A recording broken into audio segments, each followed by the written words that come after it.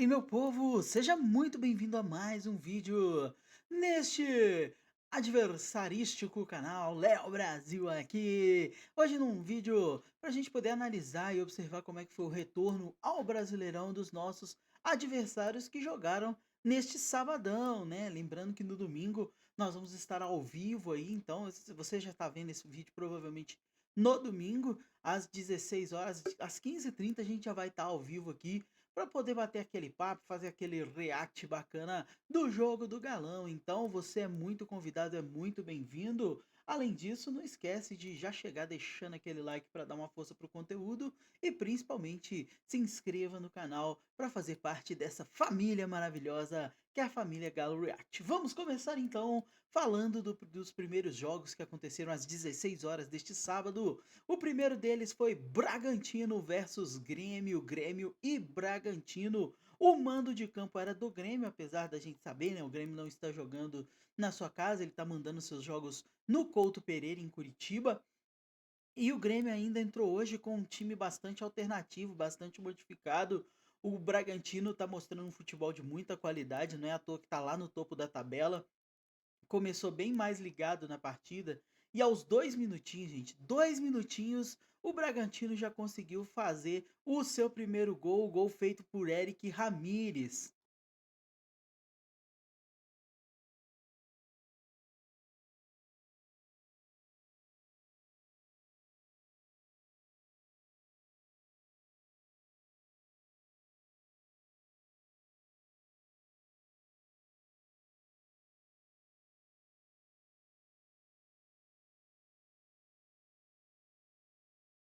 E foi simplesmente um golaço lá no ângulo, sem chance nenhuma pro goleiro.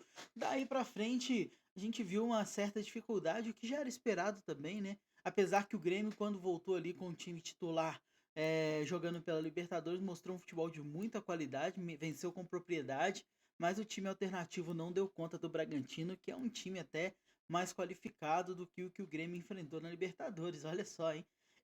E o Bragantino acabou dominando basicamente o primeiro tempo inteiro.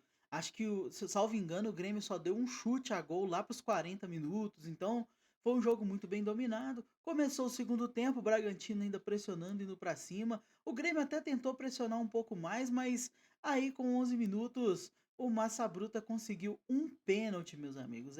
Acabou rolando um pênalti ali. O Mosqueira tentou fazer um cruzamento para a área, mas aí o Fábio acabou fazendo aquela jogada de vôlei clássica, padrão, né? Deu aquela bloqueada com a mão. E aos 14 minutos, o Luan Cândido acabou fazendo aí o segundo gol do Bragantino.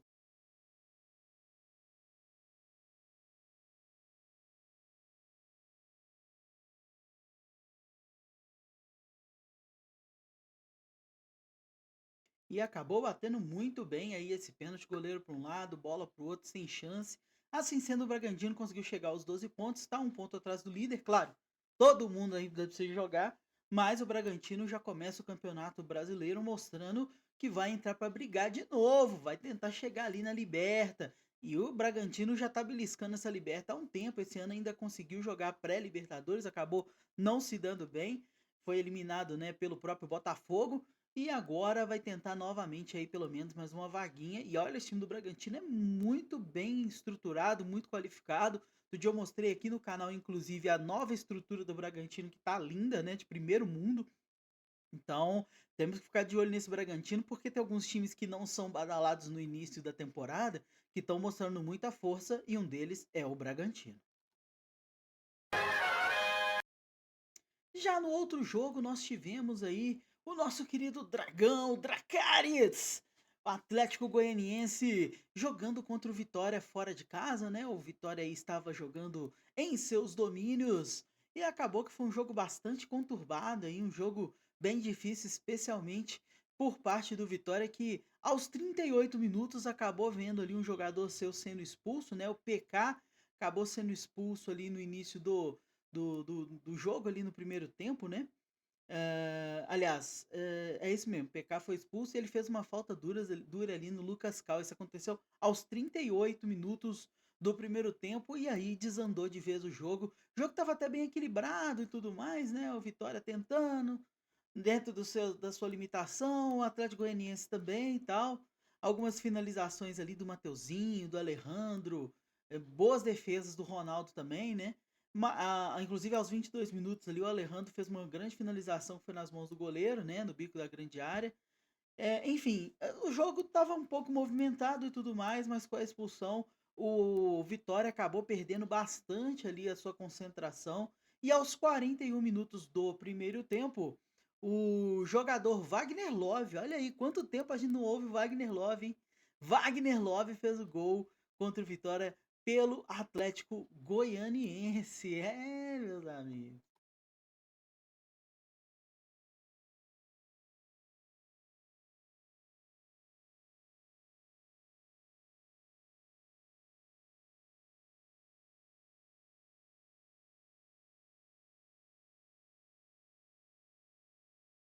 Um grande vacilo ali da defesa, né? Depois do desvio de cabeça, deixaram camisa 9 do time do Atlético Goianiense sozinho dentro da pequena área. E aí não teve perdão, né? Wagner Love, mesmo com a idade mais avançada, está matando aí, matador. Se posicionou bem também, né? Fez ali o deslocamento um pouco para trás e no desvio do companheiro acabou caindo nos pés dele e fazendo o gol. No segundo tempo, o Vitória, com um jogador a menos, preferiu não tentar explorar, né, os ataques, jogou mais recuado buscando os contra-ataques. Aí você vê bastante da limitação do time do Vitória, que abriu mão de atacar, até gerou uma ou outra oportunidade, mas acabou tomando uma pressão ainda maior. E aos 23 minutos do segundo tempo, né, de fora da área ali, o Baralhas conseguiu fazer o segundo gol contra o Vitória, sacramentando esta vitória do Atlético Goianiense contra o Vitória, que não tem vitória. Triste, hein?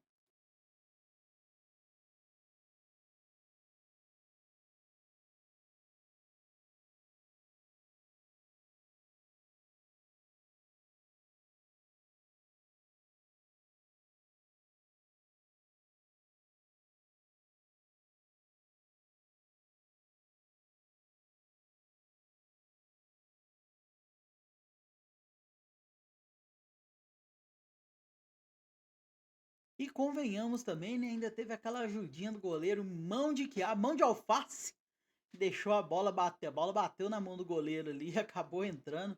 E só para complementar aqui a informação com relação a esse jogo, né? O Dudu recebeu o segundo cartão amarelo também, foi expulso após o gol, né? E aí o Vitória, com um a menos, já não estava fazendo muita coisa, com dois a menos ficou impossível. E o Dragão conseguiu a sua primeira vitória no Campeonato Brasileiro. Às 18h30, nós tivemos aí o jogo do Fluminense enfrentando o Juventude. Juventude que já está quase um mês aí sem jogar também, né? Foi um dos times que parou antes. Acho que teve um jogo adiado também por conta de Copa do Nordeste ou Copa Verde, enfim.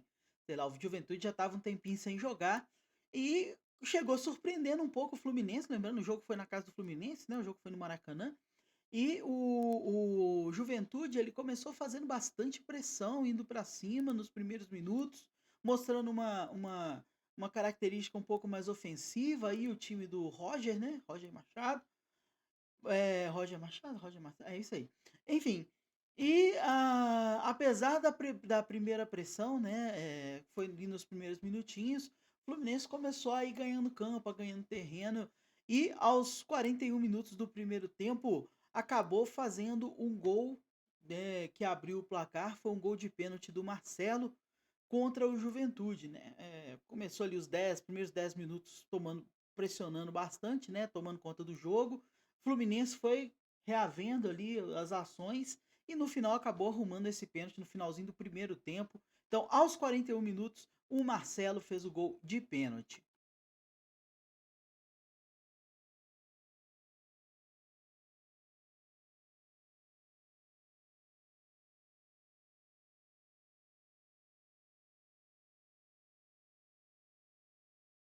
O goleiro ainda chega a tocar na bola, né? Fez ali uma boa defesa, tentou fazer uma boa defesa, mas o chute do Marcelo foi bem colocado, foi forte e ele não teve chance de poder fazer a defesa, e aí o Fluminense abriu o placar 1-0. Foram para o intervalo, o Juventude voltou novamente do intervalo pressionando bastante, buscando o gol, tentando o empate ali, pressionando alto, inclusive, o Fluminense em alguns momentos. O Fluminense tendo dificuldade de sair jogando, e numa dessas aconteceu o lance inusitado com o nosso querido Fábio.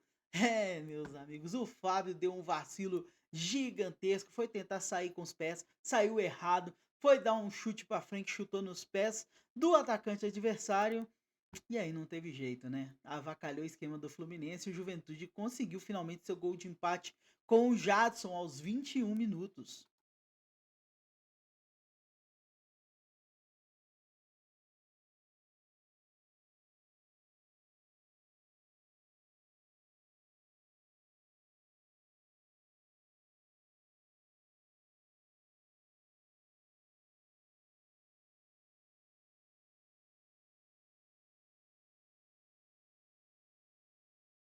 E aí, meus amigos, depois dessa atrapalhada toda do Fábio, se Deus nos acuda, aí o jogo descambou de vez. Foi falta pra caramba, muito passe errado. Juventude teve um jogador que acabou de sair tinha acabado de sair do banco, se eu não me engano, expulso ainda o tal do, acho que foi o Popó, expulso, enfim, foi um Deus nos acuda. E é, acabou nisso. 1-1, jogo empatado. Resultado que eu acho que é até legal pro Juventude, né? Que é um time que vai lutar contra o rebaixamento, lutando contra um time que vai lutar mais pela parte de cima da tabela. Conseguiu um empate fora de casa. Acho que foi um bom resultado aí pro Juventude, que mostrou muita força, jogou bem, tentou ir para cima. Parabéns aí ao Juventude, que mesmo depois das adversidades, voltou com um time até bem forte. Mas depois que saiu esse gol do Fluminense aos 21, meu Deus, futebol morreu. É, vamos pro próximo. Cuiabá e Inter fizeram o jogo talvez mais cheio de polêmicas da rodada até agora, com muita interferência do VAR, muitas coisas marcadas de forma certa, de forma errada, aí você decide depois vendo os lances. Eu não vou dar muita opinião com relação a isso, mas a gente vê que a dependência do juiz para tomar as decisões por conta do VAR é bem grande. Nesse jogo ficou bem evidente. Afinal de contas, muitos erros foram sendo corrigidos aí por conta dessas questões de arbitragem. Falando principalmente do jogo, foi um jogo equilibrado para baixo. O Inter ele tá precisando realmente repensar um pouquinho ali os conceitos. Claro que a gente entende toda a situação, não esperava que o Inter fosse voltar depois desses problemas todos, jogando um futebol de grande qualidade, mas enfrentou ali o Lanterna. O Inter tem muito mais time do que o Cuiabá e passou muito sufoco, e inclusive poderia ter saído até sem a vitória se não fosse ali a interferência desse VAR, tá? Então aconteceu bastante coisa, com futebol um pouco mais limitado. O time teve bastante, principalmente o time do Inter, né? Teve bastante dificuldade de construir jogo. O estilo é assim. O torcedor do Inter aqui, que já me acompanha há mais tempo, vai entender que eu não sou muito fã do futebol que o Kudê faz no Inter, e também não gostava muito do futebol que ele fazia aqui no Galo. Começou bem, mas aí o futebol dele vai descendo, e eu tô sentindo isso acontecendo também no Inter, né? Eu acho que se o Inter quiser ter uma melhora ali de rendimento, não sei se o Cudê é o melhor treinador para esse time, mas aí é mais opinião do que informação, né? De toda forma, o Inter mesmo com toda essa pressão conseguiu fazer um gol aos 23 minutos, foi o Hugo Malo, que fez o gol ali aos 23 minutos do segundo tempo, gol de dentro da área, né? E foi o que aconteceu, foi isso, 1-0 pro Inter.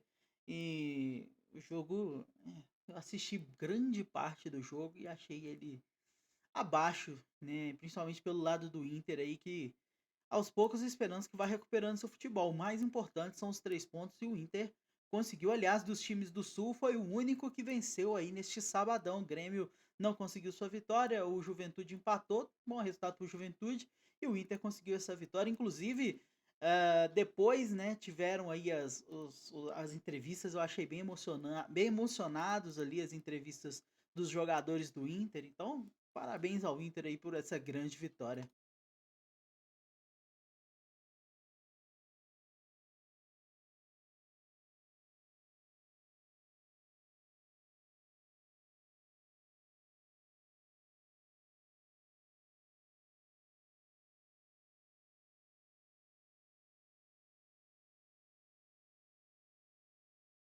Uma vitória construída aí numa boa jogada, a jogada do gol foi bem bonita, né, um cruzamento na medida, a bola sobrou dentro da área para ele chutar, e lembrando também que essa vitória aconteceu fora de casa, né, o jogo foi na casa do Cuiabá, mas eu acredito que o time do Inter ele tem condição de jogar um futebol melhor, mas a gente entende a situação e acho que esse time vai se reencontrando aos poucos.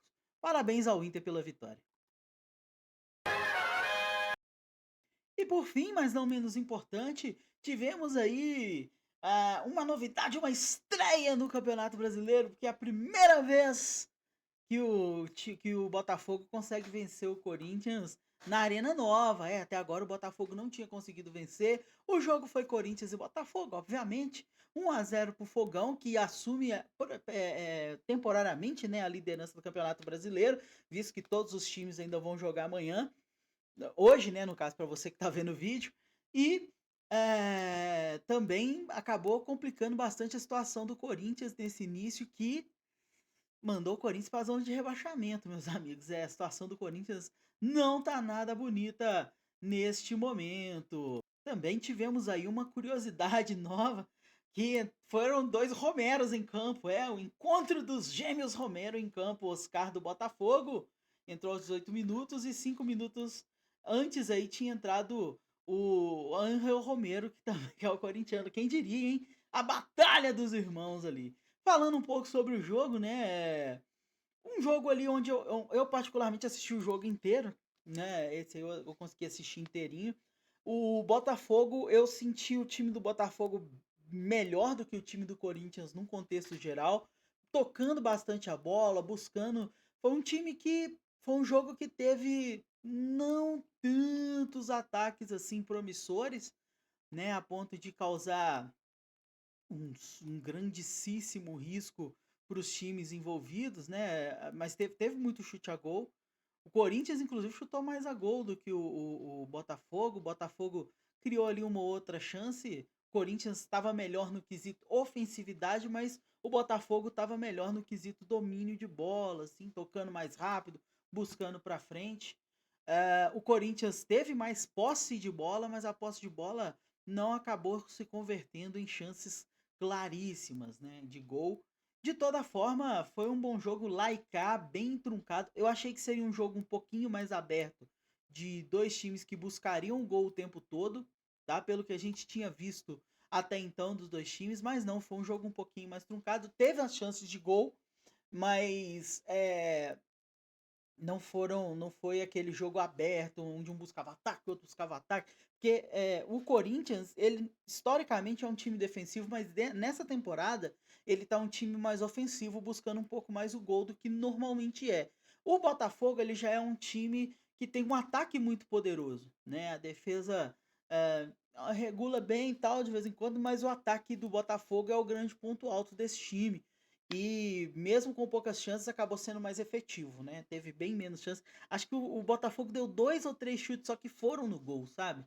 Mas um deles acabou convertendo em gol e foi aí a previsão. Agora, o toque de bola do Botafogo me chamou bastante atenção no jogo todo. E aos 13 minutos do segundo tempo, né? Júnior Santos aí, o moleque que tá arrebentando, hein? Tá fazendo gol a roda. O menino é bom. O moleque é bom. Dentro da área ali, depois de uma jogada bem interessante, acabou fazendo gol.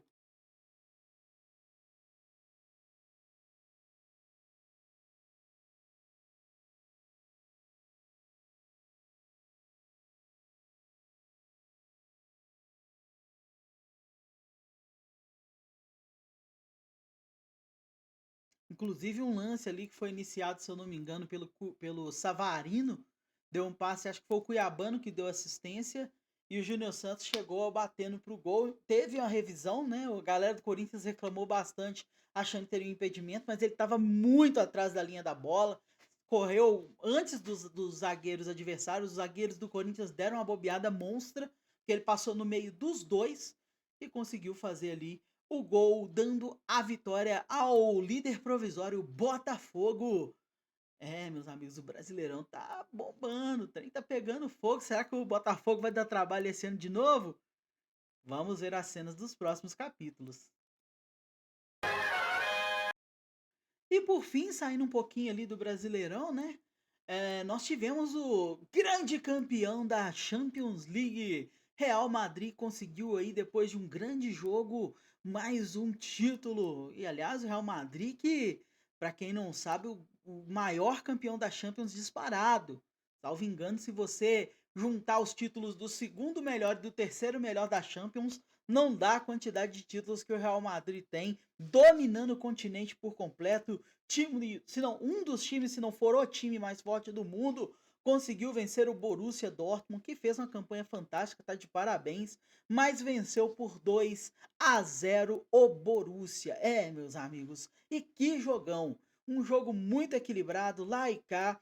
O Real Madrid teve uma leve vantagem ali na questão de posse de bola, dominou um pouco mais as ações, só que o Borussia foi bem mais agressivo, tentou ir para cima, teve bastante finalização também, não jogou retrancado, meteu bola na trave, enfim, foi um jogaço de bola, só que o Real Madrid foi muito mais eficiente, deu muito mais trabalho pro goleiro ali. O primeiro gol foi do Carvajal, né, que fez ali uma bela jogada e fez o gol. E o segundo gol foi do Vinícius Júnior, tá? Eu não vou colocar os dois gols não, mas enfim, vou pedir aí, vou colocar aí na edição provavelmente o gol do Vini Júnior para você ver.